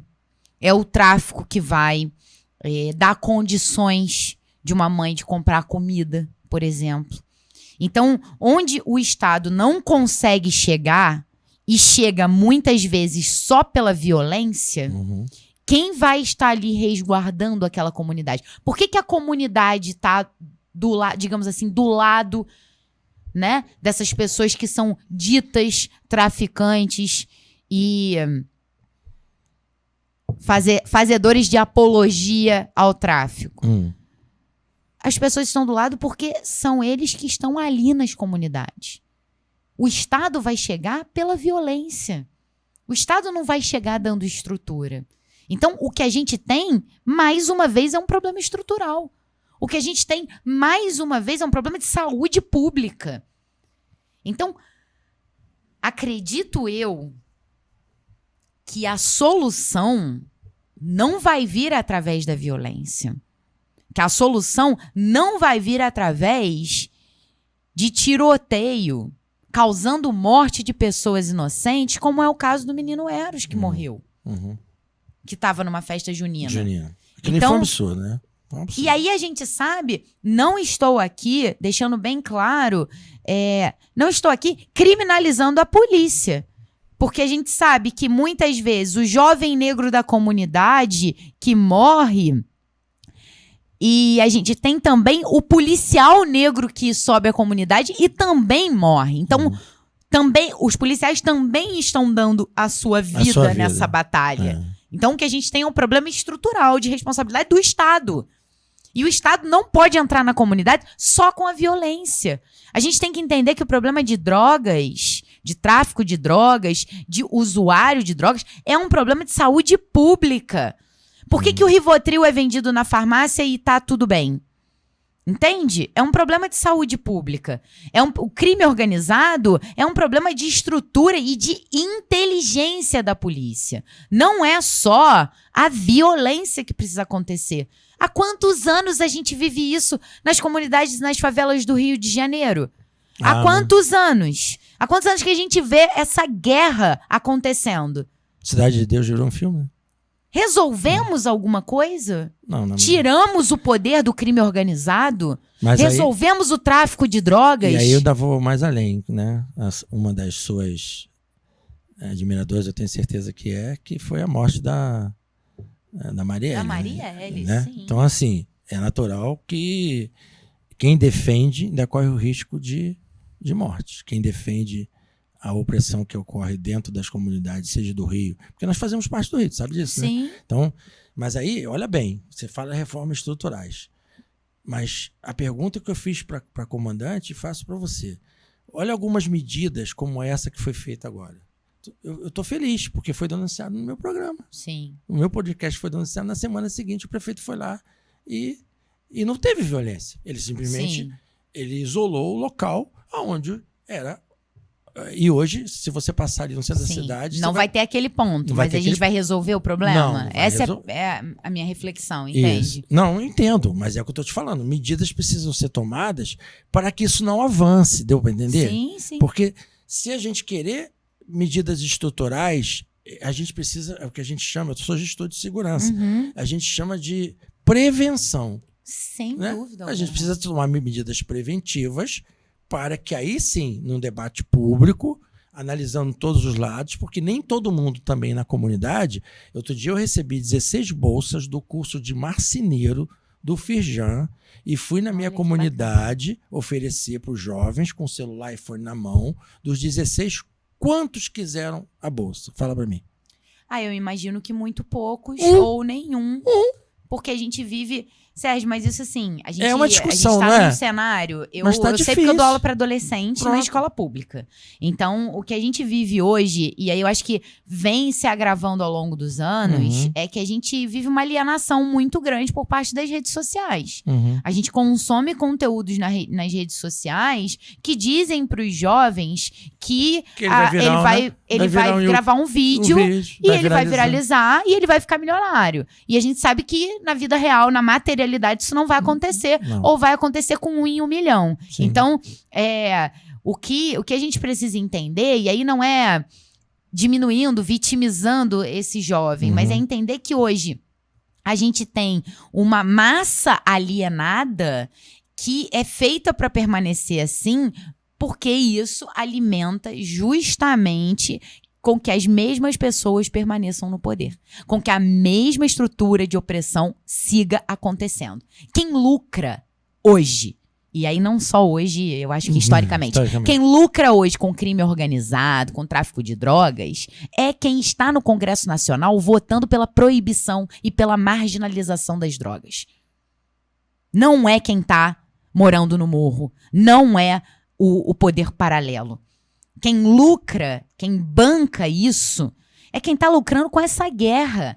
E aí você pode ter certeza que não é a comunidade que está lucrando com essa guerra. A comunidade está perdendo. O maior lucro não é... Está perdendo, entende? Só que aí a opção do jovem, que eu já ouvi da boca deles, né? Principalmente quando eu fui oferecer essas bolsas, eu falei, eu ganho R$400 Ganha aqui. muito mais. Eu ganho R$400 aqui, então, entende que o problema é estrutural? E aí, para problemas estruturais, a gente precisa de medidas radicais. E aí, quando eu digo radical, não é de extremista, voltando ao início da nossa conversa. É radical de ir à raiz do problema. A gente precisa entender o problema na sua raiz para poder, de fato, propor soluções que sejam efetivas. Então, eu vou trazer para você.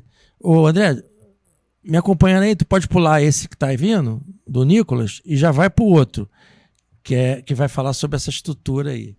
Esse exemplo desse cara que... Vamos lá.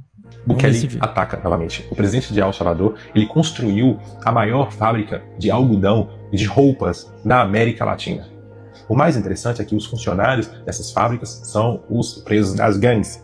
E eles são obrigados a trabalharem, porque se eles não trabalharem, eles não vão comer, eles não vão ter o sustento. Eles têm que trabalhar para prover o seu próprio alimento. Para você ter ideia, a fábrica é tão grande que 40% de todos os presidiários de El Salvador trabalham nela. Os outros 60% trabalham nas ruas, nas estradas, trabalhando nas pavimentações das estradas, capinando lote, terreno ou trabalhando nas construções. Isso, querendo ou não, traz uma certa dignidade para os presidiários. Porque El Salvador era conhecido por ser um dos países mais perigosos do mundo. Hoje é um dos mais seguros do mundo. Então, muitas das vezes, essas pessoas elas nasciam e cresciam em lugares onde só havia crime, e hoje não existe mais, e eles estão tendo a chance de ter uma profissão. Então, quando eles saírem dali, eles podem continuar ou ter uma profissão fora dali. Mas qual que é o problema disso tudo? O país está desenvolvendo bastante, o presidente está se mostrando ser um bom presidente, mas os direitos humanos estão contra o presidente. Segundo ele, as pessoas não podem ser obrigadas a trabalhar. Os direitos humanos estão sempre no pé do Bukele. Parece que os direitos humanos ele está trabalhando contra a população. Bukele ele já atingiu cerca de 90% de aprovação da população. A população fala por ela mesma. Então, se você gosta de vídeos como esse, curte, compartilhe. E aí? Polêmico. Polêmico. Então, eu costumo dizer, por isso que o nome... Eu dei esse nome ao programa, tudo na medida certa. Eu reconheço, acho que você deu para perceber um pouquinho do meu pensamento, eu reconheço que nosso país ele é desigual, nós temos diferenças sociais extremamente... Né? Eu trabalho com comunidade, né? Então, assim, mas nós chegamos a um ponto que é esse sistema que você falou aí, acabou de falar na última sua fala, nós chegamos num ponto que esse sistema que se beneficia com a marginalidade, é esse sistema que se beneficia com uma série de coisas. Pô, nós tivemos aí a aprovação lá atrás, antes mesmo das Big Techs, do bingo, que gerou emprego, que gerou tudo. E, no entanto, a máfia dos bicheiros provocou o fechamento dos bingos. E o sistema continua, e o bicho continua sendo legal. Você entende como é que o sistema consegue dominar? Sim, existe a loteria federal no país onde o jogo é proibido. Pois é, então assim, cara, então não é eu e você que vai resolver, entende? Mas a gente enxerga, você é estudante de filosofia, eu já estou com 59 anos, já passei por diversos governos e não vejo uma medida. Agora, será que a gente precisa tomar uma medida extrema dessa? Porque realmente, e deixa eu te explicar um detalhe, eu estou estudando muito esse presidente, ele, para resolver o problema da criminalidade, que já estava no seu ápice, tá? O que ele fez? Ele saiu prendendo todo mundo. Mas quando ele mandava prender, ele falou assim, olha só, você só prende quem tem tatuado no peito o símbolo da facção criminosa. Porque se você, desculpe, faz uma tatuagem de uma coisa que você defende, né? Você, de certa forma, pode até não ter cometido crime, que aí é onde os direitos humanos entrou. Pô, o cara saiu prendendo todo mundo. Não, primeiro ele prendeu todo mundo, aí depois ele foi vendo quem é quem. Entendeu? Sim. E aí o que ele fez? Olha essa mudança que ele fez. O país está desenvolvendo, a criminalidade cessou, tá? E aí, eu li essa matéria profundamente, o preso trabalha, inclusive nós temos aqui no nosso país algumas prisões assim, o preso trabalha, a cada 3 dias trabalhado é um dia menos na pena. E ele ganha um salário no final, porque é crime, tá? Não toma, ninguém aqui está defendendo bandido, nem você nem eu, concorda? Cometeu um crime tem que ser preso. E aí, não tem como passar a mão na cabeça de quem cometeu um crime. A gente aqui defendeu uma mulher, um estuprador. Ele tem que ser absorvido do crime? Não. Então, ali, são pessoas ligadas extremamente ao crime, traficante, né? Tráfico é previsto também no nosso Código Penal. Então, é polêmico o que ele fez? Mas está resolvendo um problema. E aí? Aonde nós vamos chegar? Porque do jeito que está, eu vou dizer para você o que vai acontecer. Nós vamos transformar-se numa Colômbia e no México. Lá no município aqui do nosso lado, não vou falar porque isso vai ao ar, aqui já está isso, já aconteceu, numa Câmara Municipal pertinho aqui da gente, tá? A filha de um traficante que está preso até hoje, muito famoso, que sabe qual é, ela foi eleita vereadora, veio como suplente. O vereador que estava no partido dela morreu, mataram, e ela sumiu. E agora foi reeleita. Então, assim, por que eu estou falando isso? Porque as Farc da Colômbia, no México, o poder paralelo está ocupando uma vaga no Estado. E aí? É isso que vai acontecer com o Brasil se a gente continuar do jeito que está? Desculpe, mas é uma realidade que está acontecendo. Sim. Eu vim para Petrópolis, você sabe por quê? Porque eu tenho 39 pontos aqui na barriga que eu fui reagir de um assalto. E tomei 3 tiros. Nossa. E aí? Sim. Eu queria que você me ajudasse nessa reflexão. Eu sei que parece que ele rompeu os direitos humanos, mas ele resolveu o problema. da criminalidade onde ninguém poderia mais sair na rua. Hoje tem comunidades no Rio que ele tem que pagar, em vez da internet que paga imposto, tem que pagar ao miliciano. Isso é uma realidade. Você quer que isso aconteça na nossa cidade, como vereadora da nossa cidade?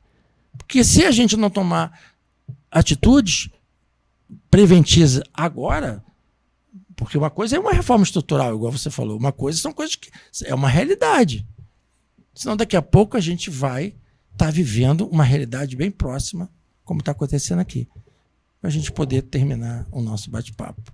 Então, eu acho que medidas preventivas são medidas estruturais. Porque se elas são preventivas de fato, elas vão garantir a diminuição da criminalidade, elas vão garantir o acolhimento da população. Eu acho que o Estado ele precisa entrar nas comunidades com acolhimento, garantindo o que é de direito das comunidades, coisa que não garante. Não tem saneamento básico, não tem coisas de direitos que precisam ser garantidos. Outro problema que a gente tem no nosso país, se eu não me engano, a gente tem a 3ª maior população carcerária do mundo. E a maior parte das pessoas que estão detidas, que estão presas, não foram por investigações criminais de assassinato, de estupro. Você diz a maior crimes. parte. A maior parte tá por pequenos furtos e tráfico de drogas. Então, a gente prende hoje um rapaz, vou botar assim, que tá infringindo a lei, não estou defendendo, Sim. tá? Tá infringindo a lei, tá cometendo um crime, tá fazendo tráfico de drogas. Ele entra na cadeia, ele nunca mais vai deixar a vida do crime. Nunca mais. Porque sabe quem vai abraçar esse rapaz na cadeia? O crime organizado. Que já manda nas cadeias. O crime organizado. Vai abraçar, vai pagar advogado, vai garantir que ele saia dali, porque foi um pequeno delito. Então ele vai sair em pouco tempo. E quando ele sair, ele vai estar trabalhando para o crime organizado. Então, como eu falei, a gente precisa de prevenção e de medidas estruturais para garantir que quem seja responsabilizado nas investigações, porque falta inteligência na polícia. Tá, mas ali, nesse vídeo, que é um país com a renda per capita até menor do que o Brasil, é um país menor em tamanho, menor em dinheiro, menor em renda, mas esse presidente, você vê que ali, ele não penalizou, ele prendeu, mas olha só, eu estou te preparando agora para não ter desculpa de voltar para o crime, que é exatamente o que você está falando. Então, as atitudes que ele está tomando não são totalmente erradas. Sim. Porque ele está resolvendo um problema. Ó, tua desculpa é porque você não tinha o que fazer? Então tá, você vai pagar o teu crime aqui, mas quando sair tu vai ter o que fazer. Agora se tu voltar pro crime é problema seu. Sim. Que é o direito de escolha. Ninguém é obrigado a fazer nada, Júlia. Concorda? Mas ele tá obrigando o pessoal a trabalhar. Porque ele cometeu um crime. Ele cometeu um crime. E dentro da cadeia, é o caso da nossa. Você falou que nós temos a maior população carcerária. Então, e são poucos os presídios que aqui existem que estão dando condições do preso pagar. Olha só, trabalha 3 dias e diminui 1 na pena. Tem presídios aqui no Brasil, inclusive com essa metodologia de trabalho. Perfeito. Então só não pode vejo, ser compulsório. não pode ser, mas é isso. Eu vejo que a gente precisa de medidas estruturais também com esse tipo de atitudes. Sem dúvida. Porque ficar passando a mão, porque nem todo mundo que vive... Eu trabalho em comunidade, acabei de dizer para você, tá? Tem muito jovem em comunidade. Inclusive, hoje, olha que programa maravilhoso que o governo fez. Eu achei legal. O Pé de Meia é um incentivo pro cara. Sim. Mas eu fui entrevistar para oferecer esses cursos da área da beleza. A menina, o que tu tá fazendo com o Pé de Meia? Eu tô pagando um celular. Bom, mas você sabia que o Pé de Meia, eu também tô te ajudando? E sabe por quê que eu tô te ajudando? Porque através do meu imposto que o Lula criou esse projeto. Para você pagar incentivo pro teu estudo, cara. Sim. Você para tu investir na educação. Tu tá comprando celular? Então, sabe que alguns projetos que você não vê, então teria que ter um projeto reestruturado para que aquele dinheiro fosse direto para uma escola de beleza, direto para uma formação educacional, seja ela qual for. Você é professora, você sabe disso. Você enfrenta isso todos os dias na juventude. Você acabou de dizer para mim que a juventude está sendo manipulada. Facilmente manipulada. Então, assim, É tanta coisa pra gente conversar que eu falei assim, pô, 2 horas é pouco, já tá fazendo quase tempo. Então, Júlia, para fechar esse nosso bate-papo, eu só queria te mostrar essa reflexão. A gente precisa muito e por favor, entenda que eu não estou aqui jogando a responsabilidade em maneira nenhuma em quem pensa. A gente precisa... Esse é um problema de toda a sociedade. Claro, claro. Ou toda a sociedade se reúne para ver... Para apontar as soluções. Apontar as soluções, estudá-las, ver qual é, cada realidade é uma realidade. Concordo com muita coisa que você falou, né, que é onde os crimes hoje, inclusive a população mais pobre, é sempre que é a mais prejudicada, a que está realmente ocupando os piores presídios, inclusive. Os piores presídios mandam os pobres, mandam os menos, e os melhores presídios mandam os ricos, ou quem cometeu o crime hediondo, mas vai para um. Poxa, nós tivemos aí o doutor. Foi preso com aquela mulher que matou o garoto, o doutor Jairinho, né? Que foi vereador. Sim. Entendeu? Então, assim, e por aí vai. Mas o que eu quero dizer para você é isso. A gente precisa repensar porque Petrópolis está hoje, tá? Por incrível que pareça, foi eleita aí entre as 10 cidades mais visitadas, mais seguras. E aí, eu acabei não terminando meu raciocínio. Quando o comandante Ângelo falou para mim, eu perguntei a ela, ô comandante, eu estou há 18 anos só em Petrópolis, mas eu me lembro que quando eu subia no ônibus da Única, tinha revista nos ônibus para proibir a entrada de droga, porventura, por muleiros, né? Porque é a famosa mula, né? Que transporta grupo. Aí eu perguntei, por que acabou?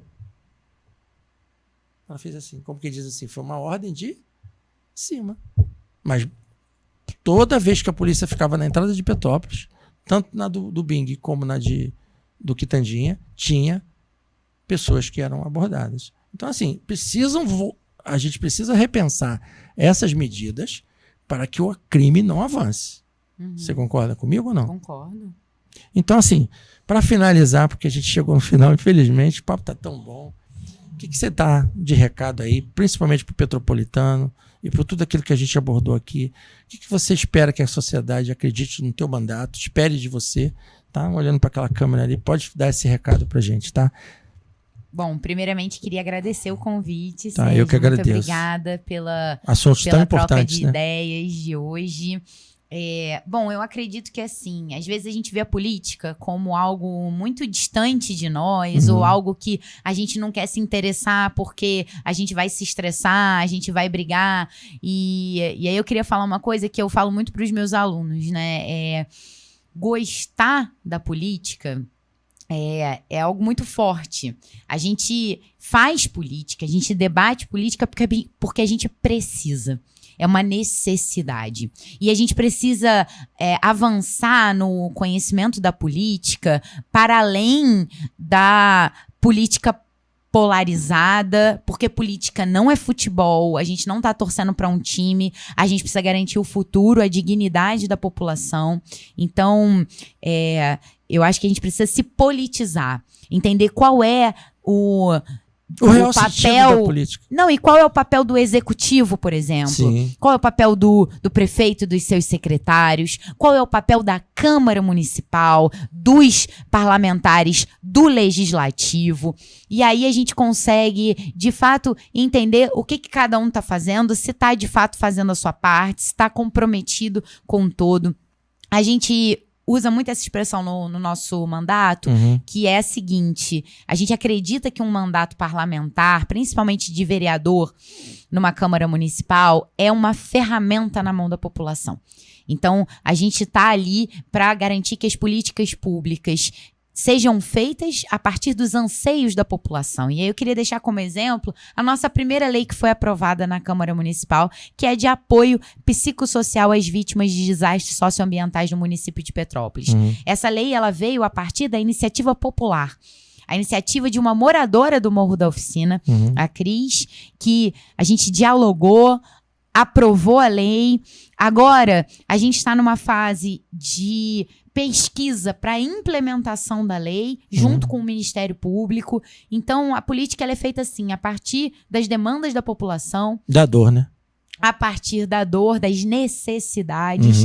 E a gente tá lá para fazer os projetos de lei, elaborar os projetos de lei, dialogar com quem pensa diferente para garantir que os projetos avancem, para garantir que sejam aprovados, sancionados. E aí, quando vira lei, o trabalho não acabou. O trabalho, na verdade, começou. Sim. Porque além da gente elaborar os projetos, garantir a aprovação, a gente precisa garantir a aplicação da lei. Então, esse é o trabalho do Legislativo Municipal.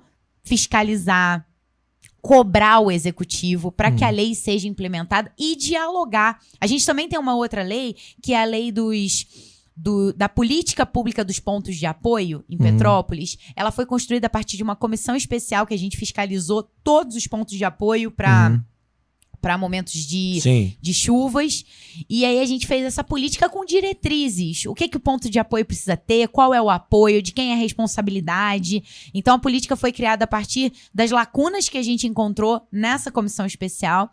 E agora nós estamos em diálogo constante com a Defesa Civil para aparar as arestas, para ver o que precisa ser emendado na lei para que essa lei ela melhore cada vez mais e melhorando ela consiga de fato atender a população no momento da necessidade, para que o ponto de apoio esteja estruturado. Mas esses são só 2 exemplos. A gente tem muitas leis que já foram aprovadas. Eu citei aqui as lavanderias comunitárias. Tem também o aluguel social para as mulheres vítimas de violência doméstica no município, porque a gente sabe o quanto que é difícil para uma mulher vítima de violência romper com essa violência, sendo que na maior parte das vezes ela é dependente do seu agressor.